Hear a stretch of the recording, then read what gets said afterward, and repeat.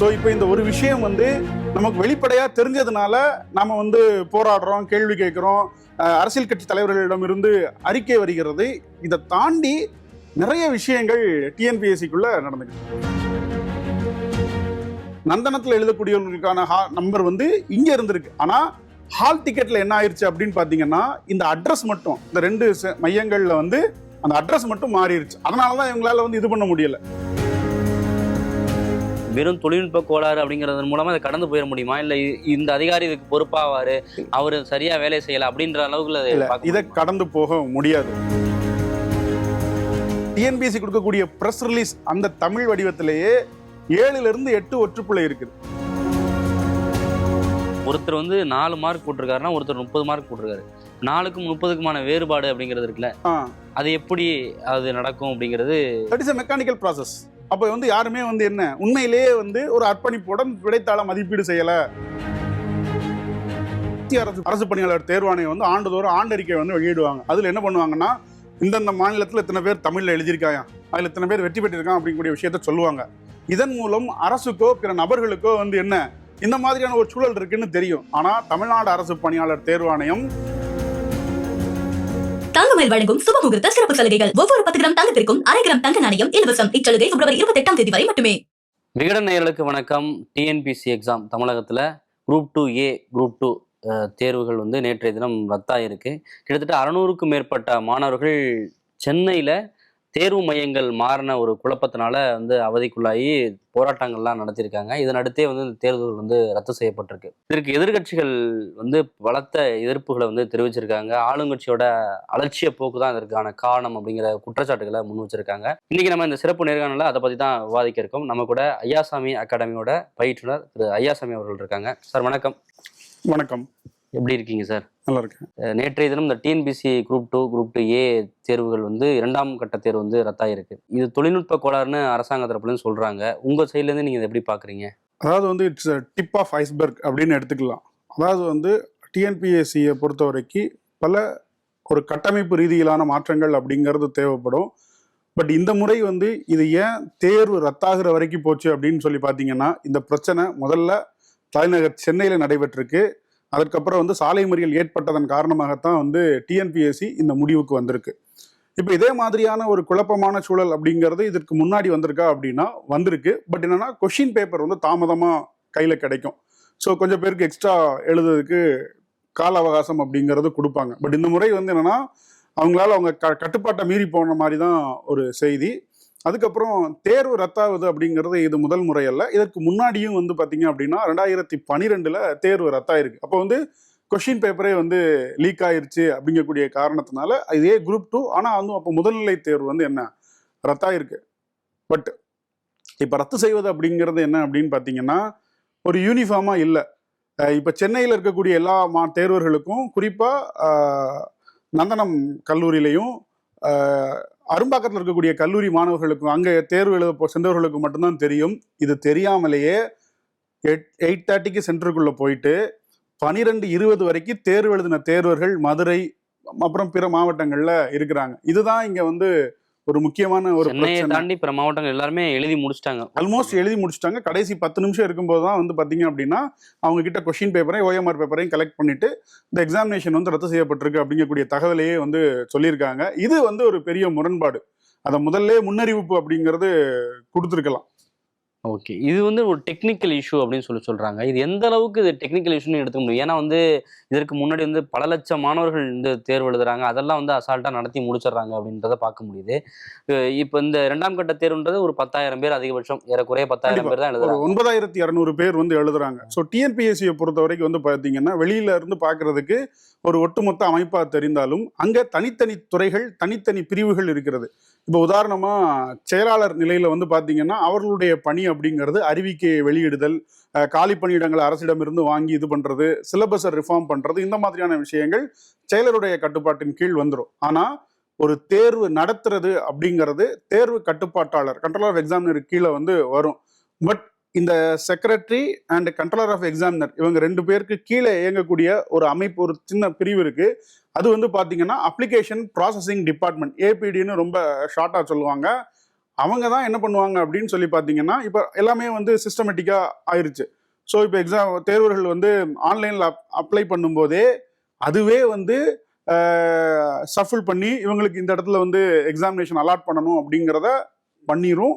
இப்படித்தான் பண்ணியிருக்கு. இது வந்து 9200 எண்ணிக்கை அப்படிங்கிறத காட்டிலும் இதற்கு முன்னாடி 22 லட்சம் பேருக்கெல்லாம் வந்து ஹால் டிக்கெட் நடந்திருக்கு. அப்பெல்லாம் எந்த குளறுபடி நடக்கல. அது வந்து ஒவ்வொரு தாலுகாவிலையும் நடந்தது. ஆனா இந்த தேர்வுல வந்து வெறும் ஒரு 9200 தேர்வர்களுக்கு ஒரு டெக்னிக்கல் கிளிச் அப்படின்னு சொல்றத வந்து என்னன்னா அக்செப்ட் பண்ண முடியல. பட் வந்து இனிமே இது நடக்காத மாதிரி இருக்கணும் அப்படிங்கறதான் என்னுடைய ஒரு பார்வை. பட் வெறும் டெக்னிக்கல் கிளிச் அப்படிங்கறதுல எடுத்துக்க முடியாது. பட் ஏதோ சம்திங் இருக்கு அப்படிங்கிறது. பட் இதுவும் இல்லாம இன்னும் நிறைய கேள்விகளை வந்து எழுப்புது. ஸோ இப்போ இந்த ஒரு விஷயம் வந்து நமக்கு வெளிப்படையா தெரிஞ்சதுனால நாம வந்து போராடுறோம், கேள்வி கேட்கிறோம், அரசியல் கட்சி தலைவர்களிடம் இருந்து அறிக்கை வருகிறது. இதை தாண்டி நிறைய விஷயங்கள் டிஎன்பிஎஸ்சிக்குள்ள நடந்துகிட்டு இருக்கு. இப்போ டெக்னிக்கல் கிளிச் அப்படிங்கிறது ஏற்புடையது இல்லை, முழுமையாக ஏற்றுக்க முடியாது அப்படிங்கிற விஷயம் சொல்கிறீங்க. இப்போ டெக்னிக்கல் கிளிச் அப்படின்னு எடுத்துக்கிட்டாலும் கூட அவங்களுக்கு தேர்வு மையங்கள் வந்து ஒதுக்கப்பட்டிருக்கு. அந்த தேர்வு மையங்களுக்கும் அந்த கேண்டிடேட்டுடைய நம்பர் அறையெல்லாம் ஒதுக்கப்பட்டிருக்கணும். ஆனால் அந்த மையங்கள் அப்படி எதுவுமே ஒதுக்கப்படலை. அப்போ அந்த இது வந்து ஏற்புடையது இல்லையே அப்படின்ற மாதிரி சில தேர்வர்கள்லாம் நேற்று கருத்து பதிவு பண்ணியிருந்தாங்க. இல்லை, அது முழுமையாக அவங்க ஒரே வாரத்தில் டெக்னிக்கல் கிளிச்சுன்னு சொல்லிட்டாங்க. பட் என்னன்னா ஷஃபிள் ஆயிருச்சு. ஃபார் எக்ஸாம்பிள், இப்போ அரும்பாக்கத்தில் எழுதக்கூடியவர்களுக்கான தேர்வு எண் அப்படிங்கிறது நந்தனத்தில் இருக்கு. நந்தனத்தில் தேர்வு எழுதக்கூடியவர்களுடைய இது அப்படிங்கிறது அரும்பாக்கத்தில் இருக்கும். ஆனால் அந்த எக்ஸாமினேஷன் சென்டர் அட்ரஸ் இருக்கு இல்லையா, அது ரெண்டும் தான் வந்து ரெண்டு பக்கமும் மாறி இருந்தது. அதுதான் பிரச்சனை. இல்லை, தேர்வர்களுக்கு ஹால் டிக்கெட்ல ஒரு காலேஜ் பேர் இருக்கு. அப்போ அந்த காலேஜில் அந்த நம்பர் இல்லை அப்படிங்கிறதான் பிரச்சனை. இல்ல காலேஜில் உள்ள நம்பர் மட்டும் மாறிடுமா? டெக்னிக்கல் கிளிச்சே என்னன்னா பார்த்தீங்கன்னா, இப்போ அரும்பாக்கத்தில் தேர்வு எழுத வந்திருக்காங்க இல்லையா, இவர்களுடைய நம்பர் எல்லாமே வந்து நந்தனத்தில் இருந்திருக்கு. நந்தனத்தில் எழுதக்கூடியவர்களுக்கான நம்பர் வந்து இங்க இருந்திருக்கு. ஆனா ஹால் டிக்கெட்ல என்ன ஆயிருச்சு அப்படின்னு பாத்தீங்கன்னா, இந்த அட்ரஸ் மட்டும், ரெஜிஸ்டர் நம்பர் எல்லாமே கரெக்ட் தான். இந்த அட்ரஸ், இந்த பிளேஸ் ஆஃப் எக்ஸாமினேஷன் இருக்கு இல்லையா, இந்த பிளேஸ் ஆஃப் எக்ஸாமினேஷன் மட்டும் இந்த ரெண்டு மையங்கள்ல வந்து அந்த அட்ரஸ் மட்டும் மாறிடுச்சு. அதனாலதான் இவங்களால வந்து இது பண்ண முடியல. இல்லை, இப்போ இப்படி சொல்றதுக்கு அவங்க இதுக்கு முன்னாடி ஒரு கால அவகாசம்லாம் இருந்திருக்கும். இதெல்லாம் கிராஸ் செக் பண்றதுக்கு இதெல்லாம் கரெக்டா இருக்கான்னு அவங்க பார்த்துருப்பாங்களா? இல்லை லாஸ்ட் மினிட்ல தான் இதெல்லாம் நடக்குமா? இது வந்து தேர்வர்கள் தேர்வு எழுத போனதுக்கு அப்புறம் தான் டிஎன்பிஎஸ்சியினுடைய கவனத்திற்கே தெரிய வந்தது அப்படிங்கறதான் ஒரு மிகப்பெரிய ஒரு குறைபாடு. இது வந்து ஒரு அலட்சியமான ஒரு கோளாறு தான். தொழில்நுட்ப கோளாறு அப்படிங்கிறத காட்டிலும் இது ஒரு அலட்சியமான ஒரு கோளாறு. அதான் இப்போ எதிர்கட்சிகள்லாம் அதை தான் சொல்றாங்க. இப்போ என்னன்னா அலட்சியம் தான் பிரதானமா சொல்றாங்க. தொழில்நுட்ப கோளாறால அது மாறி வந்து பிரிண்ட் செய்யப்பட்டிருந்தாலும் கூட அதை வந்து ஆய்வு பண்ணியிருக்கணும்ல முன்கூட்டி. உங்களுக்கு ஒரு கால அவகாசம் இருந்திருக்கும்ல. இல்ல, 12 நாள் 10 நாள் 12 நாளைக்கு முன்னாடியே வந்து ஹால் டிக்கெட் வந்து ஹாஸ் பண்ணிட்டாங்க வெப்சைட்ல. பட் இதை எப்படி வந்து அவங்க கோட்டை விட்டாங்க அப்படிங்கிறது தெரியல. ஏன்னா இது டிஎன்பிஎஸ்சியா விளக்கம் கொடுத்தா மட்டும்தான் வந்து தெரியும். ஏன் அப்படின்னு பாத்தீங்கன்னா, டிஎன்பிஎஸ்சியில் இருக்கக்கூடிய பெரும்பாலான ப்ராசஸ் அப்படிங்கிறது இட்ஸ் கான்ஃபிடென்ஷியல். அது வெளியில வந்து தெரியாது. இன்னும் சொல்ல போனா வந்து பாத்தீங்கன்னா, இப்போ ஒரு எக்ஸாமினேஷனுக்கு ஒரு டீம் ஃபார்ம் பண்றாங்கன்னா அதே டீம் அடுத்த எக்ஸாமினேஷனுக்கு இருக்காது. இது ரொட்டீன்ல வந்துகிட்டே இருக்கும். அதனால அந்த கான்ஃபிடென்ஷியல் விஷயம் டிஎன்பிஎஸ்சியா இதுல என்ன தவறு நடந்தது, எங்க தவறு நடந்தது அப்படிங்கிறத ஒரு தெளிவான விசாரணை நடத்தி அவங்க தான் இதை சொல்ல வேண்டிய. ஒரு குறிப்பிட்ட அதிகாரி இதுக்கு பொறுப்பு அப்படிங்கிற மாதிரிலாம் எதுவுமே இல்லை. இப்போ வந்து வெறும் தொழில்நுட்ப கோளாறு அப்படிங்கிறது மூலமா அதை கடந்து போயிட முடியுமா? இல்லை இந்த அதிகாரி இதுக்கு பொறுப்பாவாரு, அவரு சரியா வேலை செய்யல அப்படின்ற அளவுக்கு இதை கடந்து போக முடியாது. இப்போ ஏபிடி அப்படிங்கக்கூடிய ஒரு அந்த அப்ளிகேஷன் ப்ராசஸிங் டிபார்ட்மெண்ட்டுங்கிற துறை இருந்துச்சு அப்படின்னா அதற்கு ஒரு அண்டர் செக்ரட்டரி தலைமையில ஒரு டீம் இருக்கும். அவங்க வந்து என்ன பண்ணணும் அப்படின்னா இதெல்லாம் கிராஸ் வெரிஃபை பண்ணணும். ஆனா அவங்க பண்ணல. They are responsible. அவருக்கு மேல பொறுப்பா உள்ளது யாருன்னு பாத்தீங்கன்னா கண்ட்ரோல் ஆஃப் எக்ஸாமினர். அவர் வந்து பொறுப்பு. பட் அவர் வந்து இதுக்கு முன்னாடி எவ்வளவோ விஷயங்கள் நடந்திருக்கு. எனக்கு தெரிஞ்ச வரைக்கும் ஒரு கண்ட்ரோல் ஆஃப் எக்ஸாமினர் வந்து நேரடியா வந்து மாணவர்கள்ட்ட பேசி அந்த ஸ்பாட்ல டிசிஷன் எடுத்தது அப்படிங்கிறது ஒரு உண்மையிலே அது ஒரு வரவேற்கத்தக்க முடிவு தான். தேர்வு எழுதினவர்களுக்கு அது பாதகமா இருந்தாலும் அது ஒரு நல்ல முடிவு. இப்ப இதற்கு முன்னாடி எல்லாம் வந்து பாத்தீங்கன்னா என்ன ஒரு விஷயம் நடந்தாலும் அதை வந்து வெளியில தெரியாது. இப்ப இதே ஒரு பிரச்சனை ஒரு தென்காசியிலேயோ ஒரு மதுரையிலேயோ நடந்திருந்தா இந்த தேர்வு ரத்தாயிருக்குமானா ரத்து ஆயிருக்காது. இதுதான் இங்க உள்ள. அது கண்டிப்பா வாய்ப்பு இல்லை. இப்போ தலைநகர்ல நடந்திருக்கு அப்படிங்கிறது இன்னொன்னு எலெக்ஷன் நேரம் அப்படிங்கிறதையும் பார்க்க வேண்டியிருக்கு. இல்ல, எலெக்ஷன் நேரமா இருந்தா கூட இது வந்து தலைநகர்ல வந்து ஒரு சாலை மறியல் அப்படிங்கும்போது அது பரபரப்பா பேசப்பட்டு விட்டது. இல்ல இதை தாண்டி வந்து பல நேரங்கள்ல பல தேர்வர்கள் வந்து போராடி இருக்காங்க, போராட்டம் பண்ணிருக்காங்க, இடையில அப்பப்ப போராட்டம் பண்ணாங்க. ஆனா அது எல்லாத்துக்குமே வந்து பாத்தீங்க அப்படின்னா பெரிய அளவுல வந்து ஒரு அறிக்கையோ இதுவோ அரசியல் கட்சிகள்ல இருந்து வரல. பட் இது வந்து என்னன்னா எல்லார் கையிலயும் போன் இருந்ததுனால டக்கு டக்குன்னு சோசியல் மீடியால பரவுச்சு. உடனே வந்து என்ன அந்த விஷயம் வந்து இக்னேட் ஆயிருச்சு. இன்னொரு விஷயம் வந்து பாத்தீங்கன்னா இந்த குரூப் 2 எக்ஸாமினேஷனை பொறுத்த வரைக்கும் முதல்ல இந்த 2 தேர்வு முறை அப்படிங்கிறது வந்து ஒரு குழப்பமான ஒன்று. காலையில ஒண்ணு மதியானம் ஒண்ணு, காலையில ஒண்ணு. இந்த எக்ஸாமினேஷன் பேட்டர்னே ஓகே இந்த 3 வருஷத்து இந்த 5 ஆண்டுகள்ல மட்டும் 3 முறை இந்த தேர்வினுடைய அந்த பேட்டர்ன் கட்டமைப்பே மாற்றப்பட்டிருக்கு. இதுவே ஒரு குழப்பமான இதுதான். இதுல என்ன குழப்பம் இருக்கு, கொஞ்சம் தெளிவா சொல்லுங்க. இப்போ 2019 இந்த சிலபஸை ரிஃபார்ம் பண்ணாங்க. அதுக்கப்புறம் குரூப் 2 கால்ஃபரே வரல. அதுக்கப்புறம் தான் என்ன பண்ணிட்டாங்கன்னா 2A இந்த ரெண்டையும் மெர்ஜ் பண்ணாங்க.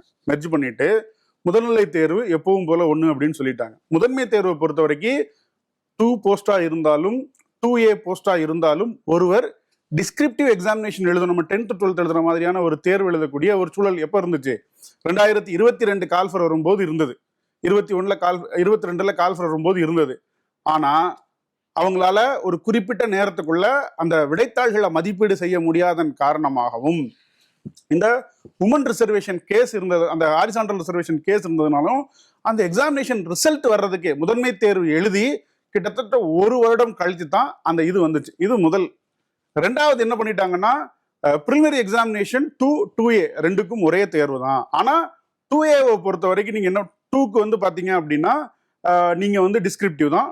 2Aவை பொறுத்த வரைக்கும் அப்ஜெக்டிவ்னு மாத்திட்டாங்க. அந்த அப்ஜெக்டிவ்னு மாத்தினதுல ஒரு பாடத்திட்டம் கொண்டு வந்தாங்க. 100 பொது அறிவு கேள்விகள், ஒரு 40 ரீசனிங் கொஸ்டின்ஸ், ஒரு 60 மொழிப்பாட கேள்வின்னு கொண்டு வந்தாங்க. அது 2வது முறை. இப்ப இந்த முறை நடக்கிறதுல என்ன பண்ணிட்டாங்க அப்படின்னா இதுல மொழிப்பாடம் கிடையாது, வெறும் வந்து பாத்தீங்க அப்படின்னா 150 பொது அறிவு பகுதி, 50 ரீசனிங்னு மாத்திட்டாங்க. சிலபஸ் மாத்திட்டாங்க. சிலபஸ் இந்த மாதிரி பேட்டர்ன் சிலபஸ் எல்லாம் தொடர்ச்சியா 3 முறை வந்து மாறிக்கிட்டே இருந்திருக்கு. இதுவே வந்து ஒரு மிகப்பெரிய ஒரு குறைபாடு தான் சார். இப்போ போட்டித் தேர்வுகள் அப்படிங்கும்போது பல லட்சம் மாணவர்கள் எழுதுறாங்க ஒவ்வொரு ஆண்டும், வந்து அதுக்கான போட்டிங்கிறது அதிகமாயிருச்சு. அப்படியான சூழல்ல இந்த மாதிரி பேட்டர்னை மாத்துறது, சிலபஸை மாத்துறது இதெல்லாம் தேவையான ஒண்ணு தானே? இது எப்படி குறைபாடா பார்க்க முடியும்? குறைபாடா பார்க்க முடியும் அப்படின்னு கேட்டீங்கன்னா டிஎன்பிஎஸ்சி வந்து பின்னோக்கி போயிருக்குன்னு தான் நான் சொல்லுவேன்.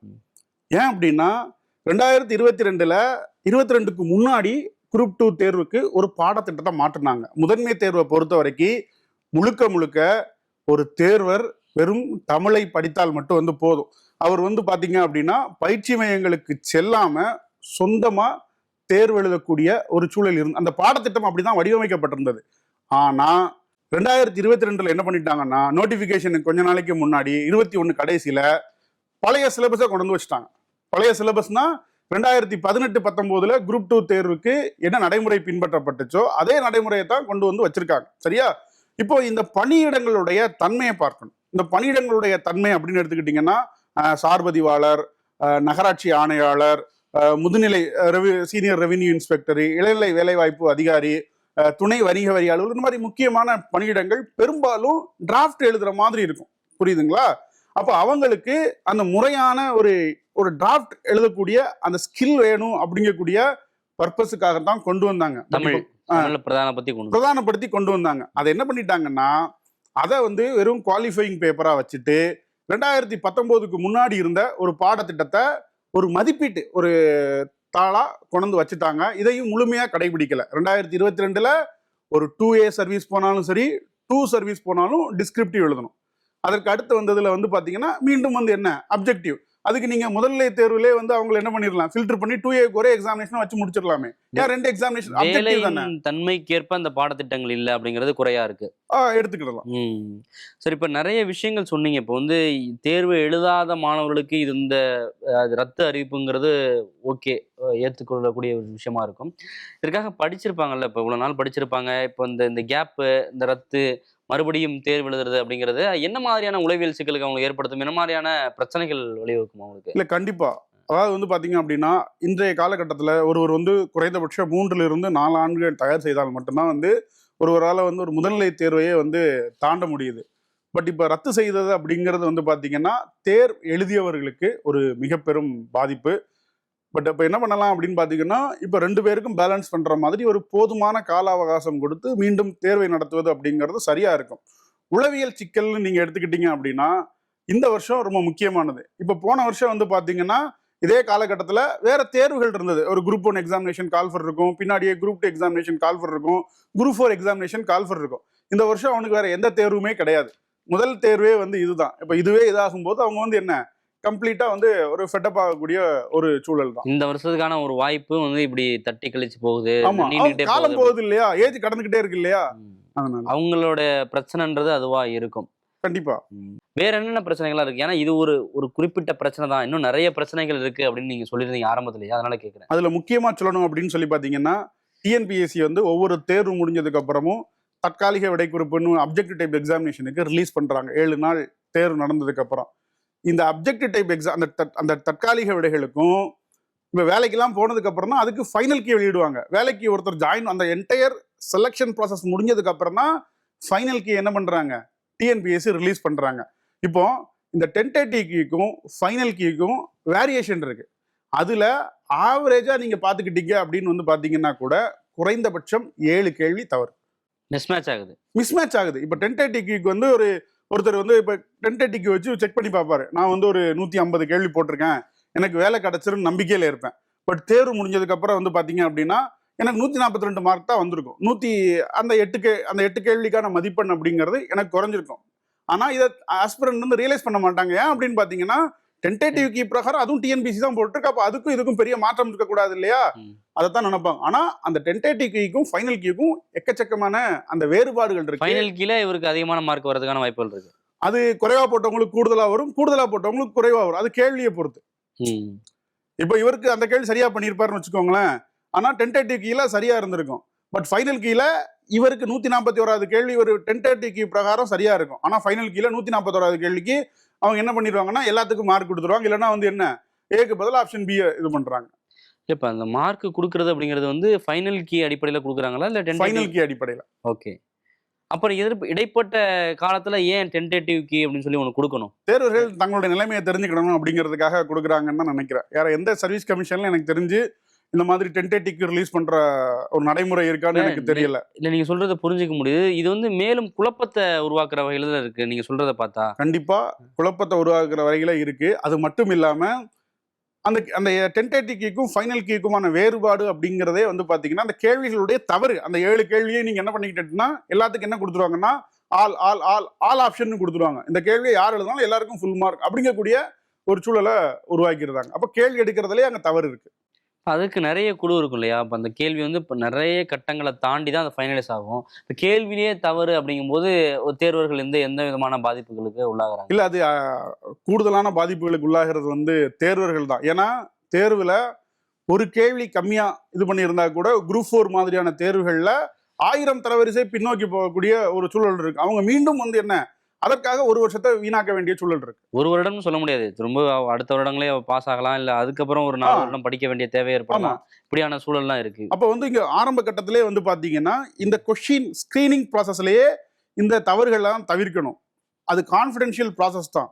ஆனா ஒரு சாதாரண ஜாப் டைப்பிங்ல வரக்கூடிய தவறு அப்படிங்கிறது ஆரம்ப காலகட்டத்திலே தவிர்க்கக்கூடியது. அதை டிஎன்பிஎஸ்சி தவிர்க்கணும். இது ஒண்ணு. இன்னொன்று வந்து பாத்தீங்க அப்படின்னா தமிழ். இப்போ நேற்று கூட வந்து பாத்தீங்க அப்படின்னா ப்ரெஸ் ரிலீஸ் விட்டுருந்தாங்க. அதுல கிட்டத்தட்ட 7ல இருந்து 8 ஒற்றுப்புள்ளி இருந்தது. டிஎன்பிஎஸ்சி கொடுக்கக்கூடிய ப்ரெஸ் ரிலீஸ் அந்த தமிழ் வடிவத்திலேயே 7ல இருந்து 8 ஒற்றுப்புள்ளி இருக்குது. இத்தனைக்கும் நம்ம 2021 இருந்து 2025 வரைக்கும் வந்து பாத்தீங்க அப்படின்னா தமிழை தகுதி தேர்வாக டிஎன்பிஎஸ்சிக்கு மட்டுமல்ல எல்லா விதமான தேர்வுகளுக்கும் நம்ம வந்து வச்சிருக்கோம். அப்ப எந்த அளவுக்கு இருக்குது? டிஎன்பிஎஸ்சி வெளியிடுறதுல இவ்வளவு தப்பு இருக்கு. அப்ப உண்மையிலேயே வந்து பாத்தீங்க அப்படின்னா இந்த தமிழ் தகுதி தேர்வு அப்படிங்கறது ஒரு சரியான நடைமுறையை கொடுத்திருக்காங்கிறதே ஒரு கேள்விக்குறி தானே. தமிழ் ஒரு பக்கம் நீங்க சொல்றது தமிழ் தகுதி தேர்வு, இன்னொரு பக்கம் வினாக்கள்லயே தவறு, இல்ல வினாக்கள்லயே பிரச்சனை. வினாக்கள்ல English to Tamil translation complete எரரா இருக்கும். இப்போ அதாவது வந்து தமிழ்நாட்டுல ஒரு உச்சபட்ச தேர்வு அப்படின்னா குரூப் 1 முதன்மை தேர்வு, சரியா? அதுல இங்கிலீஷ் வெர்ஷன்ல வந்து பாத்தீங்கன்னா எனக்கு தெரிஞ்சு அது பிஸ்கல் பாலிசின்னு இருக்கு, நிதி கொள்கை. நிதி கொள்கைன்னா பட்ஜெட். தமிழ்ல அதை நீங்க தமிழ் வடிவத்தை பார்க்கும்போது என்னவா இருக்கு அப்படின்னு பாத்தீங்கன்னா அது பணக்கொள்கைன்னு இருக்கு. நிதி கொள்கை அப்படிங்கிறது பட்ஜெட், பணக்கொள்கை அப்படிங்கிறது ஆர்பிஐ வெளியிடுறது. இப்போ ஒரு ரூரல் கூகுள் டிரான்ஸ்லேட் மாதிரி டிரான்ஸ்லேட் பண்றாங்க. இது வந்து என்னன்னா தமிழ் எழுதக்கூடியவர்களுக்கு பாதிப்பு ஏற்படுத்துகிறதா இல்லையா? நான் தமிழ் எழுதக்கூடியவன், நான் கிராமத்துல இருந்து படிக்கிறேன் அப்படின்னா நான் தமிழ் வடிவ அந்த வினாத்தாளை பார்த்து தான் நான் விடையளிப்பேன். ஈவன் இன்னும் நிறைய பேர் அதை ரியலைஸ் பண்ணல. எக்ஸாமினேஷன் முடிஞ்சு வந்ததுக்கு அப்புறம் தான் வந்து என்ன ஓகே இதுல இந்த ஒரு டிஸ்கிரிப்டிவ் பேப்பர்ல அது ஒரு வரி கேள்வி அதுலயே தவறு இருக்கு தமிழ் மொழிபெயர்ப்புல. இப்ப இதுக்கெல்லாம் தேர்வுகளுக்கு இருக்கக்கூடிய ஆப்ஷன் என்ன? இப்போ காலதாமதம் ஆயிருச்சு, There is தலைநகரங்கள்ல no remedy. TNPSC என்ன சொல்லுதோ அதுதான் வந்து யதார்த்தம். சரி, நீங்க சொல்ற விஷயங்கள்லாம் ஷாக்கிங்கா இருக்கு. இன்னொன்னா இப்போ ஒரு குரூப் 1 குரூப் 2ங்கிறது மிக முக்கியமான கீ போஸ்ட். அதற்கான அரசு பணியாளர்களுக்கான தேர்வுக்காக அதை எடுக்கிறாங்க. அந்த தேர்வுகளுக்கு கொடுக்கக்கூடிய கொஸ்டின்லயே இவ்வளவு பிரச்சனை இருக்கு. அந்த தேர்வு முறைகள்லயே இவ்வளவு குழப்பங்கள் இருக்கு. சாதாரண தேர்வு எழுதக்கூடிய, தேர்வு நடத்தக்கூடிய சாதாரண ப்ராசஸ்லயே இவ்வளவு பிரச்சனைகள் இருக்குன்னா, அப்புறம் எப்படி அந்த தேர்வு வந்து அவங்க குவாலிட்டியா நடத்துவாங்க அப்படின்னு நம்ப முடியும்? ஏன்னா இப்ப எதிர்க்கட்சிகள்லாம் சொல்றது, இந்த தேர்வாணையத்தின் மீதும் இந்த அரசின் மீதும் நம்பிக்கை இழந்துருவாங்க மாணவர்கள் அப்படின்ற ஒரு விஷயத்த சொல்றாங்க. அது அதை நோக்கி தான் போகுமா? கண்டிப்பா இந்த மாதிரியான விஷயங்கள்ல தேர்வாணையம் வந்து நம்பிக்கையை இழக்குது. குறிப்பா இந்த வினாத்தாள்கள்ல வந்து தவறு பண்றது. அதுக்கப்புறம் இன்னொரு விஷயம் என்னன்னா, முதன்மை தேர்வுல மதிப்பீட்டுல வந்து பாத்தீங்கன்னா எக்கச்சக்கமான ஒரு குளறுபடி இருக்கு. அதாவது வந்து என்னன்னா, இந்த முறை தான் வந்து சிங்கிள் எவாலுவேஷன். இதுக்கு முன்னாடி ஒரு டிஸ்கிரிப்டிவ் பேப்பர் இருக்கு அப்படின்னா, ஒரு குரூப் 1 தேர்வுக்கோ ஒரு குரூப் 2 தேர்வுக்குன்னா ஒரே விடைத்தாள 2 பேர் வந்து மதிப்பீடு செய்வாங்க. ஆமா, அதுல எனக்கு ஒரு தகவல் சொன்னாங்க. இப்ப ஒருத்தர் வந்து 4 மார்க் போட்டிருக்காருன்னா ஒருத்தர் 30 மார்க் போட்டிருக்காரு. 4க்கும் 30க்குமான வேறுபாடு அப்படிங்கிறது இருக்குல்ல, அது எப்படி அது நடக்கும் அப்படிங்கிறது that is a mechanical process. அப்ப வந்து யாருமே வந்து என்ன உண்மையிலேயே வந்து ஒரு அர்ப்பணிப்புடன் விடைத்தாள மதிப்பீடு செய்யல அப்படிங்கறது அது இருக்கக்கூடிய குற்றச்சாட்டு. அது மட்டும் கிடையாது, அதுல இன்னொரு ஷாக்கிங் ட்ரூத் இருக்கு. நீங்க கடந்த 10 வருஷத்துல பாத்தீங்கன்னா யூபிஎஸ்சி நடத்தக்கூடிய தேர்வுகள்ல தமிழ் வழியில எழுதி ஒருத்தர் ரேங்க் வாங்கி ஐஏஎஸ் ஆனவங்களா இருக்காங்க. ஆனா அதே இதுல தமிழ்நாட்டுல யாராவது ஒருத்தர் வந்து தமிழ் வழியில எழுதி நான் வந்து என்ன முதல் 10 ரேங்க்குள்ள வந்தேன்னு சொல்றக்கூடிய அளவுக்கு கூட ஒரு நபர் கிடையாது. இப்ப டிஎன்பிசில பாஸ் ஆகுறவங்க எல்லாமே வந்து ஆங்கில வழியில எழுதுறவங்க மட்டுமா இருக்காங்களா? அதை அப்படி எடுத்துக்க முடியுமா? இல்ல இந்த முதல் 10 ரேங்குக்குள்ள நீங்க சொல்ல வரீங்களா? இல்ல முதல் 10 ரேங்குள்ள ஒரு எடுத்துக்காட்டா சொல்றேன். இது 2 காரணம் இருக்கு. இதுக்கு டிஎன்பிஎஸ்சி மட்டும் காரணமா அப்படின்னா அதுவும் கிடையாது, வணிக நிறுவனங்களும் ஒரு காரணம். பட் டிஎன்பிஎஸ்சி வந்து எவாலுவேஷன்ல ஆங்கிலத்திற்கு இணையான ஒரு கவனத்தை தமிழுக்கும் கொடுக்கணும் அப்படிங்கிறது ஒரு வேண்டுகோள். அது வந்து நீங்க குரூப் 1ன்னு மட்டும் கிடையாது, குரூப் 2ல கூட வந்து பாத்தீங்கன்னா தமிழ்ல எழுதி முதல் 10 ரேங்க்ல எடுக்கக்கூடிய ஆள் கிடையாது. ஒன்றும் இல்லை, 100 ரேங்க்ல நீங்க எடுத்து பார்த்தா கூட வந்து என்ன சொற்ப எண்ணிக்கையில தான் இருக்கும். ஆனா யூபிஎஸ்சில 100 ரேங்க் கீழே வர முடியும். இந்தியா முழுக்க தேர்வு எழுதலாம். இல்ல, நீங்க சொல்றது ஷாக்கிங்கா இருக்கு. இப்ப என்ன வந்து மாநில அரசுக்கும் மத்திய அரசுக்கும் நடக்கிற இந்த இதுவே வந்து மொழியை மையமா வச்சு இருக்கு. அவங்க வந்து தமிழுக்கு வந்து பிரதானமான உரிமைகள் கொடுக்க மாட்டாங்க அப்படிங்கிறதா இருக்கு. தமிழகம் வந்து தமிழ் மொழிக்கான முக்கியத்துவத்தை நிலைநாட்டுது அப்படின்ற ஒரு அடிப்படையில் தான் எல்லாமே இந்த அரசியலே நடந்துட்டு இருக்கு. இப்படி நான் சொல்லல, தமிழ்நாடு அரசு நடத்தக்கூடிய தேர்வுல தமிழ்ல கேட்கக்கூடிய கேள்விகள் வந்து சரியா இல்லை, அது வந்து தமிழ் தேர்வர்கள் வந்து வெற்றி பெற முடியல அப்படின்றத வந்து ஒரு ஷாக்கிங்கான ஒரு விஷயமா தான் இருக்கு. இதுல வந்து என்னன்னா ஒரு சில மறைமுக செய்தி இருக்கு. உதாரணத்துக்கு வந்து பாத்தீங்கன்னா மத்திய அரசு பணியாளர் தேர்வாணையம் வந்து ஆண்டுதோறும் ஆண்டறிக்கை வந்து வெளியிடுவாங்க. அதுல என்ன பண்ணுவாங்கன்னா, இந்தந்த மாநிலத்துல இத்தனை பேர் தமிழ்ல எழுதியிருக்காங்க, அதுல இத்தனை பேர் வெற்றி பெற்றிருக்காங்க அப்படிங்கக்கூடிய விஷயத்த சொல்லுவாங்க. இதன் மூலம் அரசுக்கோ பிற நபர்களுக்கோ வந்து என்ன இந்த மாதிரியான ஒரு சூழல் இருக்குன்னு தெரியும். ஆனா தமிழ்நாடு அரசு பணியாளர் தேர்வாணையம் இந்த மாதிரி ஒரு விவரித்தெழுதல் வகைக்கூடிய தேர்வுல தமிழ்ல எழுதி வெற்றி பெற்றவர்கள் இத்தனை பேர், ஆங்கிலத்துல எழுதி வெற்றி பெற்றவர்கள் இத்தனை பேர் அப்படிங்கக்கூடிய பட்டியலை ஆண்டறிக்கையில கொடுக்கறது இல்ல. ஆண்டறிக்கை அப்படிங்கிறது ஆளுநருக்கு போய் ஆளுநர் மூலமா வந்து சட்டசபையில வந்து வைக்கப்படும். அப்ப என்னன்னா இந்த நிலைமையெல்லாம் வந்து என்ன ஒரு அரசுக்கே தெரியாத ஒரு சூழல் தான் இருக்கு. இதுல அரசு அப்படிங்கிறது ஏன்னா டிஎன்பிஎஸ்சி அப்படிங்கிறது என்ன ஒரு அரசியலமைப்பு சார்ந்த ஒரு அமைப்பு. அதனுடைய டே டு டே அட்மினிஸ்ட்ரேஷன்ல ஒரு கவர்மெண்ட் தலையிட முடியுமான்னா முடியாது. ஆனா சேர்மன் அப்படிங்கிறது வந்து என்ன கவர்மெண்டுடைய அப்பாயின்மெண்ட், சரியா? அப்ப அதன் மூலமா அவங்க தலையிடலாம். அப்ப இந்த மாதிரியான கொள்கை முடிவுகளை வந்து டிஎன்பிஎஸ்சி வந்து அடுத்து எடுக்கணும் அப்படிங்கிறது ஒரு வேண்டுகோள். ஃபார் எக்ஸாம்பிள் வந்து ஒரு நல்ல ஒரு இடஒதுக்கீட்டுக்காக கொண்டு வரப்பட்ட ஒரு சட்டம், தமிழ் வழியில் படித்தோருக்கு பொதுப்பணிகளில் முன்னுரிமை அப்படின்னு. இந்த சட்டம் எனக்கு தெரிஞ்சு 4 முறை அமெண்ட் ஆயிருக்கு. 3 முறையோ 4 முறையோ திருத்தப்பட்டிருக்கு. எதற்காக என்னென்ன மாற்றங்கள்லாம் அதை செஞ்சிருக்காங்க? முதல் வந்து பாத்தீங்க அப்படின்னா 2018-17க்கு முன்னாடி இருக்கக்கூடிய ஒரு காலகட்டம். அப்பெல்லாம் வந்து நீங்க என்ன பண்ணிக்கலாம் அப்படின்னு பாத்தீங்கன்னா, நான் எங்க வேணாலும் படிச்சிருக்கலாம். நான் ஒரு காலேஜில் படிச்சுட்டு இந்த மாதிரி வந்து நான் தமிழ் வழியில தான் படித்தோம்னு அந்த காலேஜ் பிரின்சிபால் கிட்ட மட்டும் ஒரு கையெழுத்து வாங்கி நீ கொடுத்தோம்னா என்ன எனக்கு தமிழ் வழியில இடஒதுக்கீடு கொடுத்துருவாங்க. அதுக்கு எந்த விதமான ஜெனினஸோ எதுவுமே எனக்கு 15-14 முன்னாடி பார்த்த மாதிரி எனக்கு ஞாபகமே கிடையாது. அந்த ஒரு சூழல் இருந்தது. பிரச்சனைக்குரிய அம்சமா இருந்தது. அது யாருக்கு அது பிரச்சனைன்னு யாருக்குமே தெரியல. ம். அப்படிதான் இருந்தது. அதுக்கப்புறம் என்னாச்சு அப்படின்னு சொல்லி பாத்தீங்கன்னா, நீதிமன்றத்திற்கு வழக்கு வந்து போகுது. இந்த மாதிரி வந்து என்ன, உண்மையிலேயே வந்து தமிழ் வழியில படித்தவர்களுக்கான இடஒதுக்கீடு அப்படிங்கிறது ஒருவர் வந்து என்ன 1ஆம் வகுப்பிலிருந்து 12ஆம் வகுப்பு வரைக்கும், அதுக்கப்புறம் நிர்ணயிக்கப்பட்ட கல்வி தகுதி வரைக்கும் வந்து என்ன அவர் தமிழ்ல படிச்சிருக்கணும் அப்படிங்கிற விஷயத்த நீதிமன்றம் சொன்னது. அதுக்கு முன்னாடி வரைக்கும் என்ன அப்படின்னு பாத்தீங்கன்னா, நான் இருக்கிறேன், நான் 1ல இருந்து 12th வரைக்கும் இங்கிலீஷ் மீடியம் படிக்கிறேன், அதுக்கப்புறம் வந்து நான் வந்து இன்ஜினியரிங் ரெகுலர்ல படிச்சிடுறேன். இந்த இடஒதுக்கீட்டுக்காக மட்டும் நான் ஏதோ ஒரு பல்கலைக்கழகத்துல தொலைதூர படிப்பு மூலமா வந்து விண்ணப்பிச்சு தமிழ் பிஎஸ்டிஎம் சர்டிபிகேட் வாங்கிட்டேன் அப்படின்னா I am eligible for Tamil வழி reservation. Reservation. It's a scam. அப்படித்தான் இருந்தது 2018-19 வரைக்கும். நீதிமன்றத்திற்கு போனதுக்கு அப்புறம் தான் என்ன, அப்படியெல்லாம் நீ பண்ணக்கூடாது, 1ஆம் வகுப்பிலிருந்து நிர்ணயிக்கப்பட்ட கல்வி தகுதி வரைக்கும் வந்து என்ன ஒருவர் தமிழ் வழியில படித்திருக்கணுங்கிற ஒரு இதை கொண்டு வந்தாங்க. முழுக்க முழுக்க தமிழ் வழியில படி. அது ஒண்ணு. இப்ப சமீபத்துல இந்த வருஷம் ஒரு அமெண்ட்மெண்ட் இப்போ ஒரு வாரம் ஒரு மாசம் முன்னாடி கொண்டு வந்திருக்காங்க. என்னன்னா அது வந்து போலீஸ் டிஎன்யூஎஸ்ஆர்பி சம்பந்தமா நீதிமன்றத்தில் ஒரு வழக்கு வந்தது. அதன் காரணமா வந்து என்ன, நீங்க வந்து ஒரு அந்த பர்டிகுலர் போஸ்ட் என்ட்ரி லெவல்ல மட்டும் தான் நீங்க பயன்படுத்தணுங்கிறத சொன்னாங்க. அதுக்கப்புறம் தான் என்ன பண்ணிருக்காங்க அப்படின்னா, ஒருத்தர் இப்ப நான் ஒரு பிஎஸ்டிஎம்ல குரூப் 2ல நான் போன முறை ஒரு போஸ்ட் வாங்கியிருந்தேன் அப்படின்னா என்ன, போன முறை நான் ஒரு 6 வாங்கியிருக்கேன். இப்ப அடுத்த முறை அதே பிஎஸ்டிஎம் வச்சு என்ன நான் தேர்வு எழுதி நான் முனிசிபல் கமிஷனர் வாங்கலாம், அதே குரூப் 2 எக்ஸாமினேஷன். நான் அதுக்கப்புறம் வந்து குரூப் 1ல டிசி வாங்கலாம், அதே ரிசர்வேஷனை வச்சு. இப்போ சமீபத்துல வந்த திருத்தம் என்ன அப்படின்னு பாத்தீங்கன்னா, அதே நிலையிலான பணிகளுக்கு நான் இப்ப குரூப் 2ல வந்து இந்த மாதிரி பிஎஸ்டிஎம் யூஸ் பண்ணிட்டேன்னா திரும்ப குரூப் 2க்கு நான் பயன்படுத்த முடியாது. அதற்கு மேற்பட்ட கல்வி தகுதிக்கு நான் பயன்படுத்த ஒரு தகுதிக்கு ஒரே ஒரு முறை தான் அதை பயன்படுத்த முடியும். அந்த ஒரே தகுதிக்கு இல்ல, ஒரு நிலை, அதே நிலையிலான அதான் ஒரு நிலைக்கு ஒரே ஒரு முறை தான் அதை பயன்படுத்த முடியும். இதே வந்து என்னன்னா பல முறை வந்து பிரச்சனையில இருந்திருக்கு. இப்போ இந்த மாற்றங்கள்ன்றது வந்து இந்த இதுல உள்ள பிரச்சனைகளை சரி செய்யறதுக்கான மாற்றங்களா தானே பார்க்க முடியும். அது வந்து ஒரு அட்மினிஸ்ட்ரேட்டிவ் டிசிஷனா அவங்களாவே வில்லிங்னஸா வந்து பண்ணணுமே. எல்லாம் நீதிமன்றத்துக்கு போயிட்டு நீதிமன்றம் சொன்னதுக்கு அப்புறம் ஒவ்வொரு விஷயத்தையும் மாத்தினா வேற என்னென்ன குளறுபடிகள்லாம் இருக்குப்பா? நிறைய விஷயங்கள் சொல்றீங்க, இது தொடர்ந்துட்டே இருக்கும். கிட்டத்தட்ட வந்து ஒவ்வொரு இடமும் பல லட்சம் மாணவர்கள் வந்து பெரிய கனவுகளோட இந்த தேர்வு வந்து எழுதுறாங்க. இதுல இவ்வளவு குளறுபடிகள் இருக்குன்னா இதுக்கெல்லாம் யார் ரெஸ்பான்சிபிலிட்டி? இது யார் எப்படி சரி பண்றது? இல்ல, இதை சரி பண்ணணும் அப்படின்னு சொல்லி பாத்தீங்கன்னா, தமிழ்நாடு அரசு வந்து ஒரு சிறப்பு குழு அமைச்சு உண்மையிலேயே வந்து என்னன்னா இந்த என்டையர் கமிஷனையுமே வந்து என்ன ரீஸ்ட்ரக்சர் பண்ணணும். குறிப்பா ரெஸ்பான்சிபிலிட்டி, அக்கௌண்டபிலிட்டி இதுக்கெல்லாம் வந்து வேணும். உண்மையிலே சொல்ல போனா ரெஸ்பான்சிபிலிட்டி, அக்கௌண்டபிலிட்டி அப்படிங்கிறதுக்கெல்லாம் வந்து என்ன டிரான்ஸ்பரன்சியும் வேணும். டிரான்ஸ்பரன்சி வேணும். இப்போ பப்ளிக் சர்வீஸ் கமிஷனை பொறுத்தவரை எல்லா இடத்துலையும் சில விஷயங்களை வெளிப்படையா பண்ண முடியும்னா அதுவுமே வந்து பிரச்சனை. பட் குறிப்பா அக்கௌண்டபிலிட்டி இருந்தாலே ஆட்டோமேட்டிக்கா என்ன it leads to transparency. Transparency means நீங்க சொல்ற இந்த ஆண்டறிக்கை கொடுக்கறது இது மாதிரியான விஷயங்கள் வெளிப்படுத்தணும் அப்படிங்கிறது. ஆமா, அக்கௌண்டபிலிட்டியே இல்லையே. ஃபார் எக்ஸாம்பிள் வந்து இப்பதான் எனக்கு தெரிஞ்சு வந்து இந்த விஷயத்துல பெருசானதுக்கு அப்புறம் தான் வந்து என்ன தட் இஸ் ட்ரான்ஸ்ஃபர் பண்ணியிருக்காங்க. இதுக்கு முன்னாடி எக்கச்சக்கமான விஷயங்கள் நடந்திருக்கு. அப்போ வந்து என்ன அவங்க மேல ஃபாலோ பண்ண ஆக்ஷனும் எதுவுமே தெரியறது இல்லை.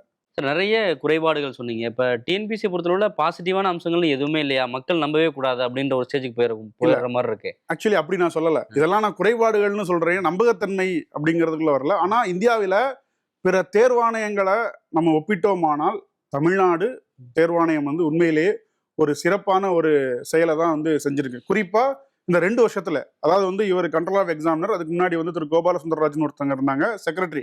இந்த காம்போ அப்படிங்கிறது ஒரு அருமையான ஒரு காம்போ. உதாரணத்துக்கு நீங்க பிற மாநிலங்களை நீங்க கம்பேர் பண்ணும்போது அவங்கெல்லாம் நோட்டிபிகேஷனே வந்து வெளியிடுறது இல்லை. அதுக்கப்புறம் இந்த 2 வருஷத்துல அனுவல் பிளானர் ரிலீஸ் பண்ணிட்டாங்கன்னா அது சொன்ன டேட்ல அந்த எக்ஸாமினேஷன் நடந்துருது. அதுல எந்த விதமான குறைபாடுகளும் இல்ல. தேர்வுகள் தள்ளி போறதோ அது மாதிரி அந்த மாதிரியான இதுவே கிடையாது. இன்னொரு விஷயம் என்ன பண்ணிட்டாங்கன்னா, இதுக்கு முன்னாடி வந்து 2 போஸ்ட் 3 போஸ்ட்டுக்கு ஒவ்வொரு எக்ஸாமினேஷனா நடக்கும். அது வந்து என்னன்னா வருஷத்துக்கு 30-40 எக்ஸாமினேஷன் நடக்கும். இதை என்ன பண்ணிட்டாங்க அப்படின்னா கிளப் பண்ணிட்டாங்க. என்ன பண்ணிட்டாங்கன்னா யூபிஎஸ்சி மாதிரி ஒரு 7 எக்ஸாமினேஷன். இப்போ இன்ஜினியரிங் சர்வீஸ் எக்ஸாமினேஷன்னா அதுக்கு கீழே ஒரு மொத்தமா ஒரு 15-20 பணியிடங்களை சேர்த்து ஒரே தேர்வா நடத்துறதன் மூலமா ரொம்ப வேகமா பணியமர்த்துவதற்கான நடைமுறைகளை டிஎன்பிஎஸ்சி வந்து துவங்கிருச்சு. அதே மாதிரி வந்து இந்த பிளானர் ரிலீஸ் பண்றது, அந்த இதெல்லாம் மெர்ஜ் பண்றது, குறிப்பா வந்து கேள்விகளுடைய தரம் உயர்ந்திருக்கு. ஆனா வந்து என்ன அதுல இருக்கக்கூடிய பிழைகளும் எழுத்து பிழைகளும் வந்து என்ன இவங்க வந்து கட்டாயம் குறைக்கணும். இல்ல தரம் உயர்ந்திருக்கு அப்படின்னு சொல்றீங்க, அதே மாதிரி தவறான கேள்விகளும் இருக்குன்னு சொல்றீங்களா? அப்ப அது எப்படி தரம் உயர்ந்திருக்கு அப்படின்னு எடுத்து நீங்க வந்து எப்படின்னா நீங்க வந்து அதை வந்து இயர்லி இது பண்ணிக்கணும். 2019 உள்ள வினாத்தாள பாத்தீங்கன்னா ரொம்ப சிம்பிளா இருக்கும். இப்போ வந்து என்னன்னா ஒருத்தர் வந்து வெறும் மனப்பாடத்தை வச்சு மட்டும் இந்த தேர்வை வெற்றி பெற முடியாது. அவர் வந்து என்ன he need critical thinking. So அந்த ஆஸ்பெக்ட்ல நான் சொல்றேன். நான் அதுதான் ஆரம்பத்திலே கேட்டேன். வந்து காம்படிஷன் அதிகமாயிட்டே போறதுனால தான் இந்த கேள்விகளோட தரத்தை உயர்த்த வேண்டியிருக்கு. அது கடினமா மாறுதா அப்படின்னு கேள்விகளுடைய தரம் அப்படிங்கிறது வேற, தேர்வு முறை அப்படிங்கிறது வேற. இப்ப கேள்விகளுடைய தரம் உயர்ந்திருக்காங்கன்னா தரம் உயர்ந்திருக்கு. இப்ப குரூப் 2A எடுத்துக்கலாம். குரூப் 2Aக்கு நீங்க அப்ஜெக்டிவ் தான் வைக்க போறீங்க. அதை தனி எக்ஸாமினேஷனா வச்சு ஒரே இதுல முடிச்சுட்டு போயிடலாமா இதே சிலபஸை வச்சுக்கிட்டு? இப்பவும் எடுத்துக்கிட்டீங்க அப்படின்னா முதல்நிலை தேர்வுல என்ன சிலபஸ் இருக்கோ அதுல இருந்து கிட்டத்தட்ட 60% இருந்து 70% அதே சிலபஸ் தான் எங்க 2A மெயின்ஸ்லயும் இருக்கு. இதுல என்ன வேறுபாடு இருக்கு? இன்னொரு விஷயம் சொன்னீங்க, டிஸ்கிரிப்டிவ் எழுதுறவங்க பேப்பரை வந்து 2 பேர் வந்து எவாலுவேட் பண்றாங்க அப்படின்ற அதுல ஒரு பிரச்சனையா விஷயமா பாக்குறீங்க. இப்போ ஒருத்தர் மட்டுமே திருத்துறாரு அப்படிங்கும்போது அதுல வந்து அவர் தவறு அளிச்சிட்டாருன்னா அதை கண்டுபிடிக்க முடியாத ஒரு வாய்ப்பு போயிரும்ல. அதனாலதான் வந்து 2 பேர் திருத்துறது அப்படிங்கிறது ஒரு பாசிட்டிவான ஒரு அம்சமா பார்க்க முடியும். அதுல ஒரு கன்சிஸ்டன்சி வேணும் இல்லையா? ஃபார் எக்ஸாம்பிள் அவங்க வந்து சொந்தமா திருத்துறது கிடையாது. அதாவது வந்து என்னன்னா அந்த திருத்தக்கூடிய நடைமுறை அப்படிங்கிறது ஆன் ஸ்கிரீன் எவாலுவேஷன் அப்படின்னு சொல்லுவாங்க. ஃபார் எக்ஸாம்பிள் போன உடனே ஸ்கேன் ஆகி பேப்பர் வந்து சென்ட்ரலா ஒரு சர்வருக்கு போயிடும். இப்போ உள்ள வர்றாங்கன்னா ஒவ்வொருத்தவங்க ஒரு யூசர் நேம் பாஸ்வேர்ட் கொடுத்த உடனே லாகின் பண்ண உடனே தான் கொஷின் அந்த ஆன்சர் ஸ்கிரிப்ட் வந்து டிஸ்ட்ரிபியூட் ஆகும். அதுல அவங்களுக்கு ஆன்சர் கீயும் காட்டும். அப்ப ஆன்சர் கீயை வச்சு வெரிஃபை பண்ணும்போது 2 பேருக்கு இடையில என்ன வேறுபாடு வரப்போகுது? அப்ப என்னன்னா அவங்க அந்த ப்ராசஸ் வந்து முழுமையா பண்ணல அப்படிங்கறதான் ஒரு அர்த்தம். இன்னொரு விஷயம், டிஸ்கிரிப்டிவ் பொறுத்த வரைக்கும் அது 2024 வரைக்கும் தான் 23 வரைக்கும் தான் என்ன பண்ணிருக்காங்கன்னா டுயல் எவாலுவேஷன் பண்ணியிருக்காங்க. பட் கடந்த குரூப் 1 தேர்வுல ஒரே ஒரு மதிப்பீடு தான் செய்யப்பட்டிருக்கு. அது ஏன்னு தெரியல. அதை டிஎன்பிஎஸ்சி இன்னும் டிஎன்பிஎஸ்சியாவே சொல்லல. நாங்க ஆல்ரெடி வந்து இந்த பேப்பர் வந்து பப்ளிஷ் பண்ணாங்க. அதுல பார்த்ததன் மூலமா சொல்றோம். இன்னொரு விஷயம் என்னன்னா பாசிட்டிவ், நம்ம ஆன்சர் பேப்பரை நம்மளே பார்த்துக்கலாம். அது ஒரு நல்ல விஷயம். ஆன்சர் பேப்பரை நம்ம பார்க்கறது மூலமா அதுல பிழை இருந்தாலோ நம்ம வந்து அப்பீல் போக முடியுமா? there is no remedy for that. நம்ம அப்பீல எதுவுமே போக முடியாது. அப்ப அதை சும்மா பாத்துக்கலாம். அதை பார்க்கறதுல என்ன பிரயோஜனம் இருக்கு? சும்மா பாத்துக்கலாம். அது ஒரு வெளிப்படைத்தன்மைன்னு நாங்க சொல்றோம், அவ்வளவுதான். பட் ஆனா வந்து என்னன்னா நம்மளுடைய பெர்ஃபார்மன்ஸை ஓரளவுக்கு ப்ரெடிக்ட் பண்ண முடியும். அவ்வளவுதான். அதை வச்சு அப்பீல் போறதோ அதுல வந்து அதற்கான தீர்வுகள் காண்றதோ அதை நோக்கி போக முடியல. இன்னொரு விஷயம் என்னன்னா டிஎன்பிஎஸ்சி கிட்ட ஒரு தேர்வர் குறை சொல்வதற்கான அந்த ஒரு ஒரு ஒரு அமைப்பு வந்து இன்னும் வந்து வலிமைப்பட வேண்டும். அது வந்து இங்க ரொம்ப லேக் ஆகுது. நீங்க வந்து டிஎன்பிஎஸ்சி டோல் ஃப்ரீக்கு ஃபோன் பண்ணோம் அப்படின்னு வச்சுக்கோங்களேன், தே கிவ் மெக்கானிக்கல் ஆன்சர். இதுக்கு இந்த இதுதான் அப்படின்னு சொல்லிடுறாங்க. பட் உண்மையிலேயே இன்னும் தகவல் வேணும் அப்படின்னா ஒருத்தர் மெயில் போட்டால் மட்டும்தான் அது டீட்டெயில்டாக அந்த செக்ஷனுக்கு போயிட்டு அதுக்கப்புறம் வந்து ரிப்ளை வருது. இன்னொரு விஷயம் என்னன்னா 2019லயோ 20லயோ தேர்வர்கள்கிட்ட வந்து என்ன ஒரு இன்புட் வாங்கினாங்க. குரூப் 2A எக்ஸாமினேஷனை பத்தி ஒரு 20-21 கொஸ்டினரி வச்சு வாங்கினாங்க. அந்த கொஸ்டினரி எதுக்கு வாங்கினாங்க, அந்த கொஸ்டினரி என்ன ஆச்சுன்னு முடிவு இது வரைக்கும் தெரியல. இப்படி பல்வேறு குழப்பங்கள் இருக்கு. இதற்கெல்லாம் வந்து டிஎன்பிஎஸ்சி தான் வந்து பதில் சொல்லணும். இந்த தேர்வு முறைகள் மாற்றப்படும். நீங்க சொல்ற சின்ன சின்ன குறைகள் களையப்பட்டு இது இன்னும் தரம் உயர்த்தப்பட்டு மாணவர்களோட நலன் சார்ந்து இயங்க வேண்டும் என்பதுதான் வந்து எல்லாருடைய விருப்பமா இருக்கும். உங்களுடைய நேரத்துக்கு நன்றி சார். நன்றி. உங்கள் அபிமான தங்கமயிலில் சர்வ லட்சணம் நிறைந்த சுபமுகூர்த்த கலெக்ஷன்களின் அணிவகுப்பு. நீங்கள் வாங்கும் ஒவ்வொரு 10 கிராம் தங்கத்திற்கும் 1/2 கிராம் தங்க நாணயம் இலவசம். இச்சலுகை பிப்ரவரி 28 வரை மட்டுமே. தங்கம் வாங்க தங்கமயிலுக்கு வாங்க.